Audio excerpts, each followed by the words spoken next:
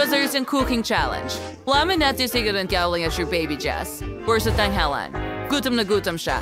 Sige, simulan natin yung burger. Ayos. Dapat itong gawin ng lahat. Oh, madali lang. Kunin natin ang buns, lagyan ng sauce, ketchup, at pagkatapos ay kaunting mustasa, ganun lang. Talagang ayaw natin ng tuyong burger. Maglagay tayo ng hiwa ng kamatis sa tabi ng karne, keso, at dalawa ay sapat na. At isang salad para sa kasariwaan. Gawin natin ang pinakamalaking burger sa buhay ni Jess. Naku, napakalakas. Siguradong hindi pa nakakain si Jess ng ganito. Matuwa siya. Aray! Ano ang ginawa mo? Ano? Oh! Ako na ang magluto. Gagawa ako ng masustansyang cabbage burger. Isang galaw lang at tapos na tayo. Mga kaibigan, pinapayo ko na lumayo kayo dahil hindi pa tapos si Lola. Story don't realize si Sales and also for Lolo too. Siguro meron siyang lahat ng kapaki-pakinabang at pampamilya. Oh, tingnan natin. Nagsaslice na siya ng maraming gulay. Gagawin nitong super cool at tama ang vegetable burger. Oo, magiging masarap at masustansya ito. Ilagay ang kamatis, tapos ang paminta, karot, pipino, sibuyas at letsugas. Ang ganda tingnan. Takpan ng repolyo, ikalat ang mais sa ibabaw. Naka-ready na ang lahat. Perpekto! Kadiri. Ang walang lasa nito. Lola, ano ang ginawa mo? Sandali, may ideya ako. Makakagawa ako ng popcorn mula sa mais. Ilalagay natin lahat ng mais sa loob at ngayon magdagdag ng ilang candy. Magaling. Ngayon takpan ng takip at hintayin. Ilabas ang marshmallows, ibuhos ito sa mangkok. Pagkatapos ilagay ito sa microwave. At inilagay namin ito sa pinakamalakas na setting para mabilis matunaw ang lahat. Anong nangyari sa popcorn ko? Tingnan natin.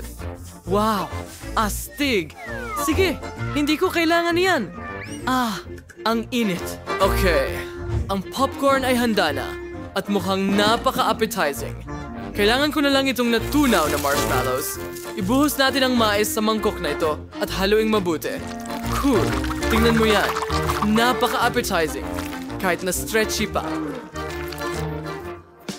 Ngayon, kailangan ko ng bilog na hulmahan. Ibuhos ko ang marshmallows kasama ang popcorn dito sa loob. Okay. At ngayon, kailangan natin ng Nutella. Oh, ibuhos ko ito sa unang tinapay. Mas marami, mas mabuti.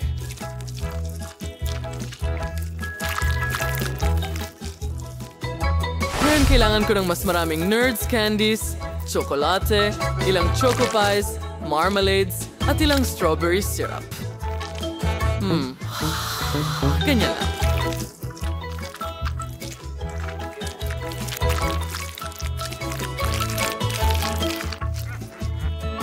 At takpan natin ng isa pang boon ng popcorn at marshmallows. Handa na. Jess, eto na.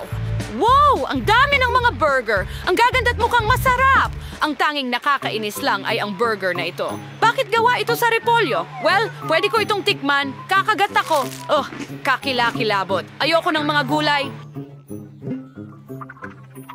Susunod, subukan natin ang matamis na burger na ito. Hindi pa ako nakakatikim ng ganito sa buong buhay ko. Isang mahusay na paraan para kainin ang nakakatakot na burger na ito na gawa sa repolyo. Oh, ang mga marshmallow ay humihila ng napakaganda. Gustong-gusto ko ito. Andito lahat ng paborito kong matatamis. Ginawa ng kapatid ko ang mga produktong gustong-gusto ko. At ano ang natira? Wow! Ang laki ng burger na ito! Subukan natin! Wow! Yan ang gusto ko. Ang sarap! Wala pa akong nakain na mas masarap. Nasa lahat ng lugar. Masarap kahit saan. Ang hirap tigilan. Kakainin ba ito lahat ng baby natin? Sobrang sarap nito. Aba, nakapag-desisyon na ako. Chef, sa'yo ang tagumpay! Yuhu! Akin ang tagumpay. Ako ang pinakamahusay. Gawan mo ako ng pizza ngayon. Gustong-gusto ko ang pagkain ito! Wow. Alam na ng lahat kung ano ang gagawin. Pero ano kaya ang maiisip ko? Tama nga. Kukunin namin ang chewing gum at kung kukuha kami ng ilang piraso, pagsasamahin sila, igugulong gamit ang rolling pin, makikakuha ako ng masarap na base para sa matamis na pizza. Sana hindi ko na lang nakita iyon. Magpapagawa ako ng klasikong pizza. Kailangan ko ng maliit na mangkok. Ilalagay natin ang masa sa ibabaw, tapos ilalagay natin ang masa sa maliit na mangkok sa pinakagitna. Handa na. Wow! May naisip na naman ang chef. Gagawa ako ng pie para sa baby ko si Jess. Ilalagay ko ang dough sa hulmahan, maingat na kinikinis ang lahat. Sunod, kukuha tayo ng masarap na raspberry jam. Ako ang gumawa nito. Inilagay namin ito sa hulmahan. At pagkatapos ay napuno na ang lahat. Maaari rin tayong maglagay ng mansanas, saging, blueberries at strawberries. Magaling, mukhang masarap. Chef, may bukas na apoy. Ano ang naisip mo? Kami namang chef, sumani magtuon ng pinakasimpleng putahe ng epektibo.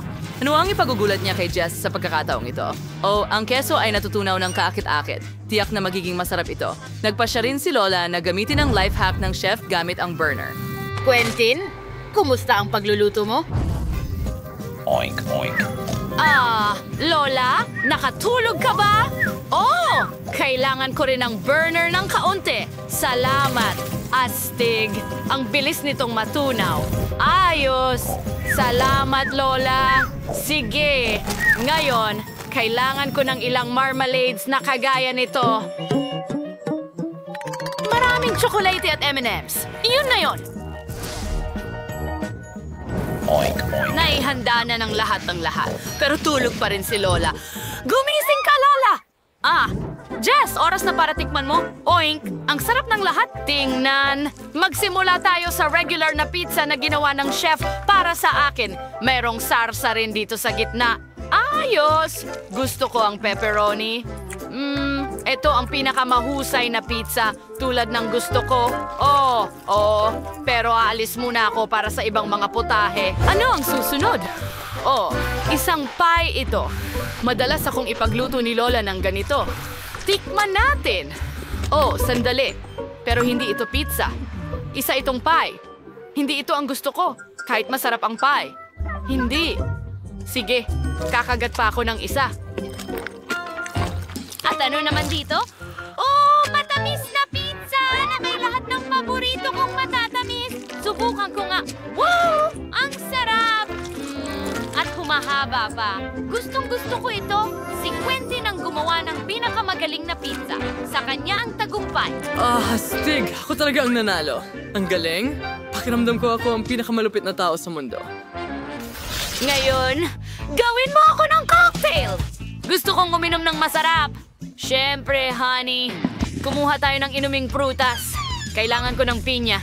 Gagawa ako ng nakakain na baso mula dito. Inaalis natin ang laman. Ngayon, gagawin natin ang mismong cocktail. Kunin natin ang blender. Kailangan ko rin ng ilang prutas. Balatan ko muna sila at simulan sa mga dalanghita, tapos mga mansanas, at buksan ito.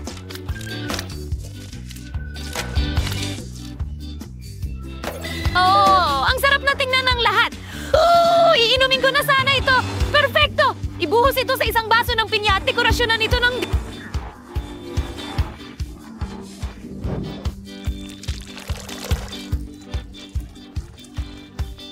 mga berries! Oo. At ilang prutas din. Maglagay tayo ng payong ng cocktail at straw. Handa na ang aking cocktail. At gagawa ako ng isa na may gatas. Ibuhos ang gatas sa baso. Sunod naman, kukunin natin ang mga chocolate bomb. Kaya ko itong pasayawin. Tingnan mo yan. Lola, sabihin mo sa akin. Astig, di ba? Ano to? Marshmallows? Bakit sila sobrang chocolate? Tikman ko nga. Hindi masama. Magaling. Oo. At isa na lang ang natitirang chocolate bomb. Okay. Si Jess ang maglalagay nito sa gatas sarili niya. Kailangan ko ng ubas. Ilagay natin ang kalahati ng mga ubas sa isang baso ng ganyan. Punuin ang natitirang kalahati ng yelo.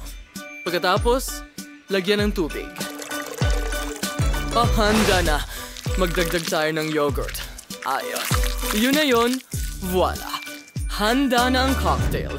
Jess, para sa'yo. Natutuwa ako. Ang ganda ng lahat! Saan ako magsisimula? Kakaiba ito. Mayroong mangkok ng tsokolate dito. Ano ang gagawin ko rito? Oh, naiintindihan ko. Kailangan kong ilagay ito sa gatas. Ha, tingnan mo, gumana. Ito ay kakao na may marshmallow. Dapat itong masarap. Astig na ideya. Subukan ko nga. Oh, masarap. At ano naman itong nandito? Ito ay isang fruit cocktail sa pinya. May mga prutas pa sa mga stick. Gusto ko ito. Subukan natin ang mismong cocktail. Oh, sariwa at masarap. Sa ganitong cocktail, gusto ko agad pumunta sa dagat. Nagustuhan ko ito. Ang natitira na lang ay itong cocktail mula sa chef. Mukhang interesante. At masarap ito. Pero sino ang mananalo? Tama, Lola. Ikaw ang pinakamahusay. Narinig mo yon? Ako ang pinakamahusay. Yaw! Akin ang tagumpay. Nagustuhan mo ba ang aming video? Kung ganon, pindutin ang like button at mag-subscribe sa aming channel. Kita kits!